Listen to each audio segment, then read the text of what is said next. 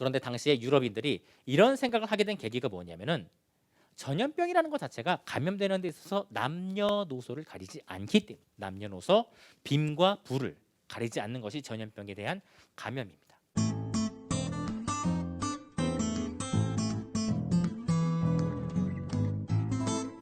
이번 주부터는 저희가 전염병과 관련된 본문을 하나씩 살펴보면서 과연 성경이 코로나와 같은 전염병과 관련해서 어떻게 말하고 있는지를 저희들이 알아보도록 할게요.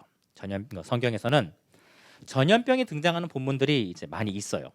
그 중에는 전염병의 원인을 짐작할 수 있게 해주는 본문도 있고요. 또 전염병이 퍼졌을 때 어떻게 행동해야 될지를 알려주는 그러한 본문도 있고요. 이러한 본문들을 저희들이 이제 매주 하나씩 살펴보면서요.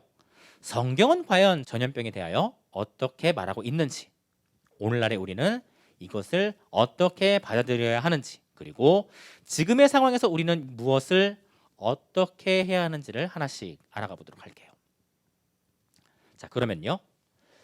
들어가기에 앞서서 먼저 성경이 사용하는 전염병과 관련된 용어부터 좀 살펴보시도록 할게요. 참고로 전염병과 관련된 이야기가 나오는 본문들은 대부분 구약이에요. 신약에서도요. 전염병이라는 단어가 나오는 본문이 있기는 한데 두 군데뿐이에요. 한 군데는 바울을 빗대어서 이 사람은 전염병과 같은 사람이다라는 표현을 하는 사도행전에서 한번 나오고요. 또 한 가지는 예수님께서 말씀하시는 그 내용 중에 말세와 관련된 내용에서 지진, 기근, 그리고 전염병이 있을 것이라 하시는 말씀에서 여기서 이제 전염병이란 단어가 등장을 하고요. 반면에요. 구약에서는 72구절에서 전염병을 뜻하는 단어가 등장을 해요. 전염병과 관련된 정보는 구약 성경을 통해서 얻을 수가 있습니다. 구약 성경에서 전염병을 뜻하는 단어가 이제 세 가지가 있어요. 각각 이제 데베르, 막게바, 그리고 네게프라는 단어예요. 주로 전염병, 연병 내지 재앙이라는 단어로 번역이 됩니다. 우리말 성경에서요. 이 히브리어 단어들이 가지고 있는 이미지에 대한 모습은요. 시체가 즐비하게 누워 있는 모습, 혹은 완전히 파괴되어서 무너져 있는 모습, 또는 이제 파괴되어서 주저앉은 모습이 이 단어들이 가지고 있는 이미지예요. 저희는 앞으로 이 단어들이 사용된 본문들을 중심으로 살펴보겠습니다. 자, 그러면 오늘은 첫 시간으로 출애굽기에 대한 본문을 보시도록 할게요. 전염병이란 단어는 성경에서 출애굽기에서부터 등장을 합니다. 그중 이제 제가 읽어드린 본문은 출애굽기 9장이고요. 이 본문은 하나님께서 모세를 통해 바로와 이집트에게 10가지 재앙을 내리는 그런 본문이에요.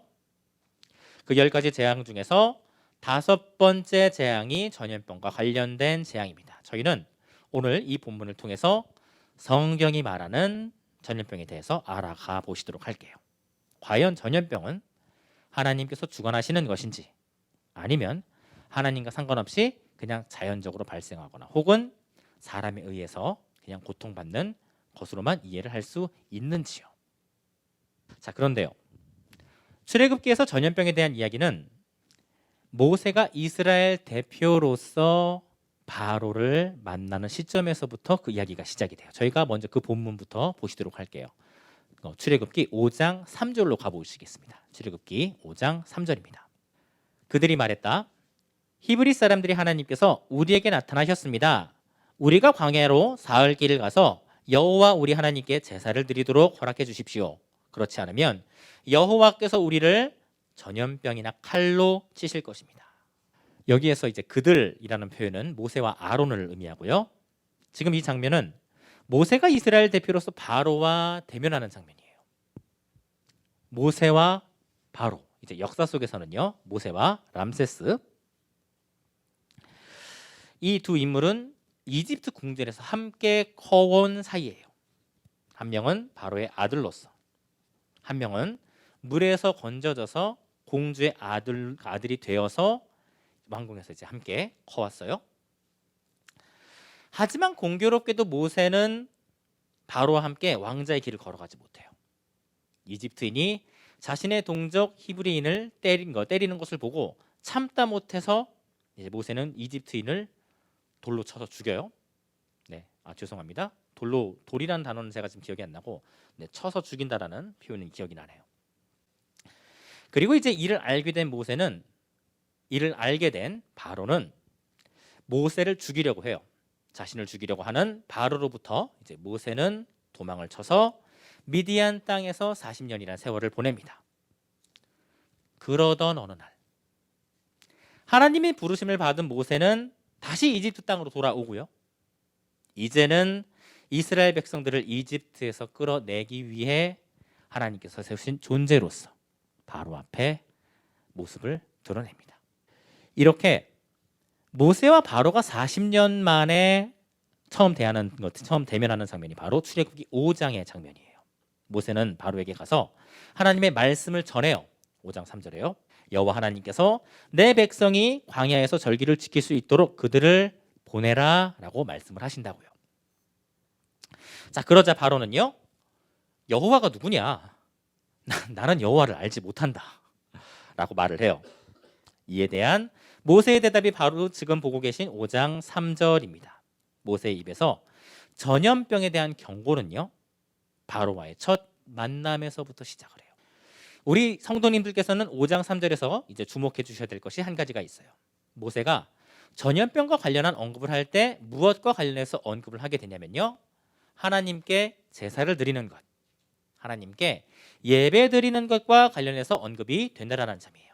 앞으로도 저희가 계속해서 살피게 될 본문인데요. 성경에서는 많은 부분 전염병이 하나님께 예배 드리는 것, 하나님께 제사 드리는 것과 관련해서 등장을 합니다. 자, 그렇게 모세는 바로와의 대화에서 전염병에 대한 위험성을 언급을 해요.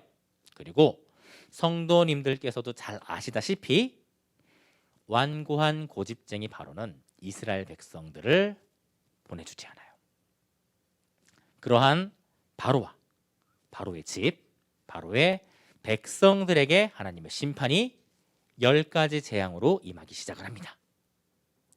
처음에는 나일강이 피가 되는 그런 재앙이, 다음은 나일강에서 개구리가 올라오는 재앙이, 또 이제 그 뒤로는요 이와 파리가 들끓는 재앙이 임해요.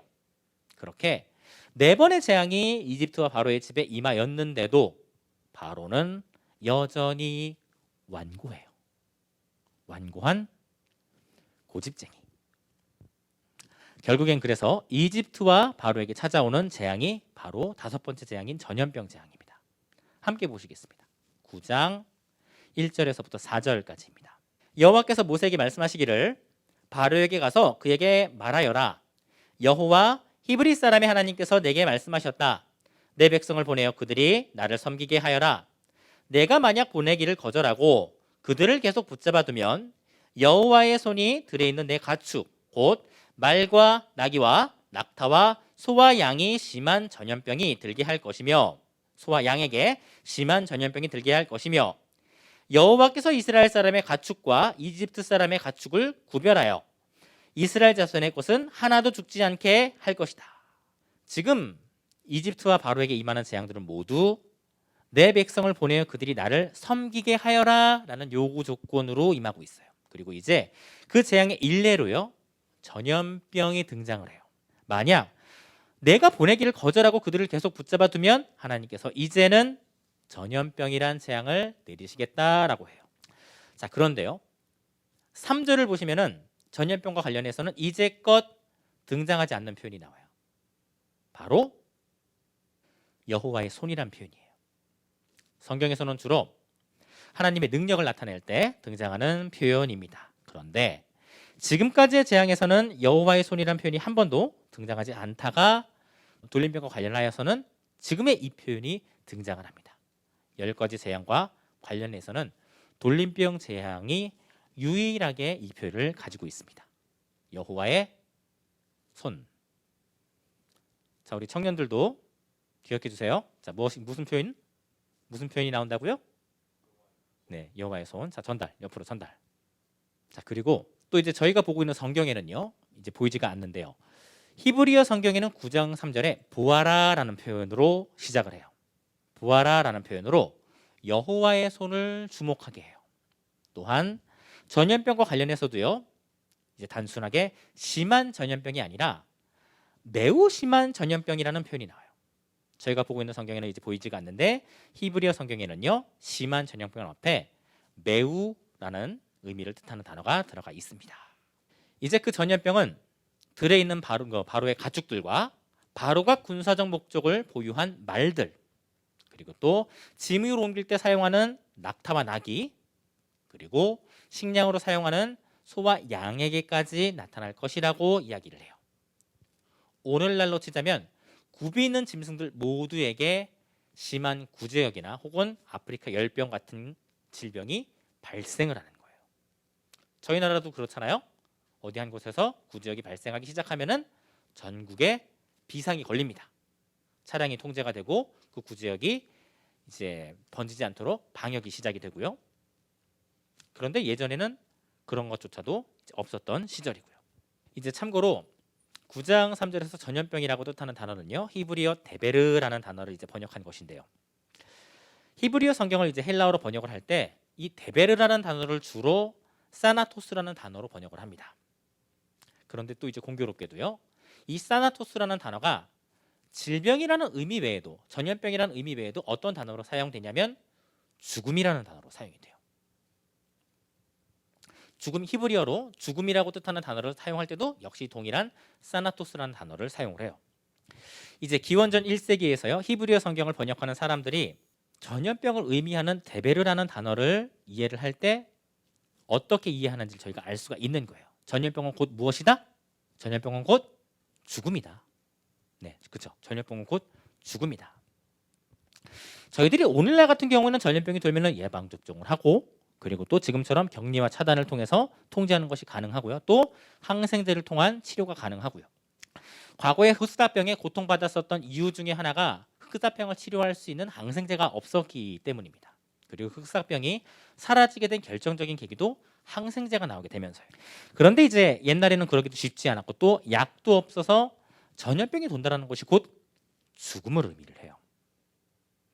자, 곧 이 전염병이라는 단어가요 의미하는 모습이 떠올리게 해주는 그런 모습이 시체가 즐비하게 있는 모습이에요. 사진 한번 보실게요. 네, 지금 이제 보고 계신 이 사진은 흑사병이 만연했던 1950년대 유럽 50년대였나 60년대였나 아무튼 이제 그 시기에 때 유럽의 한 화가가 그린 그림이에요. 제목은 죽음의 승리입니다. 해골 모습이 된 병사들이 막 보이고요. 사람들이 그 앞에 지금 질비하게 쌓여 있는 모습이 보이고요. 당시 흑사병이 퍼졌을 때 어떠한 모습이었을지를 짐작하게 해주고 있는 모습입니다. 시체 위에 시체가 쌓여 있는 모습. 말발굽에 시신이 채이는 상황. 자, 물론 전염병의 종류에 따라서 그 정도가 다르기도 할 텐데요. 고대 사람들이 전염병이란 단어를 죽음이라는 단어와 동일하게 표현하는지에 대한 이유를 저희들이 이제 알 수 있게 해줘요. 왜 전염병이라고 하면은 그 단어의 의미를 죽음이라는 의미와 동일하게 이해했는지, 왜 전염병이라는 단어를 들었을 때 사람들이 질비하게 지체가 되어 쌓여 있는 모습을 떠올리는지. 지금 우리 성도님들께서 듣고 계신 이 흑사병이란 단어조차도 검을 흑에 죽을 사자를 사용하는 것처럼 영어권에서도요. 이 병의 이름이 무엇이냐면 검은 죽음이에요. 사람들이 검게 썩어 들어가면서 죽는다고 하여서 그 이름이 붙여졌어요. 그만큼 고대인들에게 전염병이라는 것은 무서움의 대상이에요. 무엇보다도 전염병이 가져다주는 가장 큰 두려움은 죽음에 대한 두려움이에요. 전염성이 있기 때문에 이 전염병이 가져다주는 이제 그 죽음이라는 것을 피한다는 것도 쉽지가 않고요. 자, 또 이제 그림을 보시면은 왼쪽 아래에 상당히 이제 화려한 복장으로 이제 누워 있는 분이 보이십니다. 이제 붉은 망토를 두르고 이제 머리는 왕관을 쓰고 손에는 또 호를 들고 복장조차도 이제 갑옷을 입고 있고 아마도 이제 전쟁 중이기 때문에 이런 모습을 보여주는 듯해요. 아마도 이제 왕관의 모습으로 봤을 때는 이 사람이 왕으로 이제 짐작이 돼요. 그런데 이제 이 그림에서는 이렇게 복장이 화려한 사람들도 있고 일반 시민들 혹은 가난한 사람들까지도 모든 사람들이 다 이 한 그림에 다 들어가 있어요. 자, 이 그림이 의미하는 바가 무엇이냐면 죽음 앞에서는 누구도 피해갈 수 없다예요.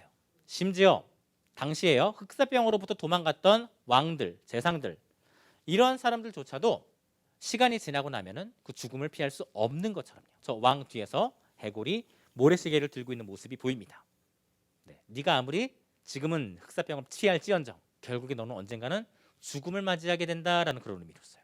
유럽에서 이제 이런 그림들이 굉장히 많아요.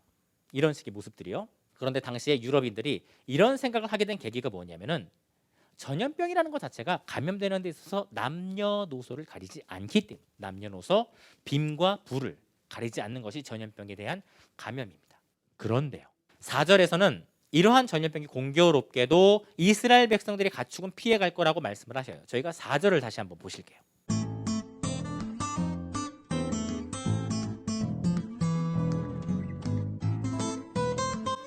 코로나의 상황 가운데서 하나님께서 우리에게 바라시는 것이 있으시다면 이러한 믿음 아닐까요? 세상을 주관하고 계신 하나님을 신뢰하는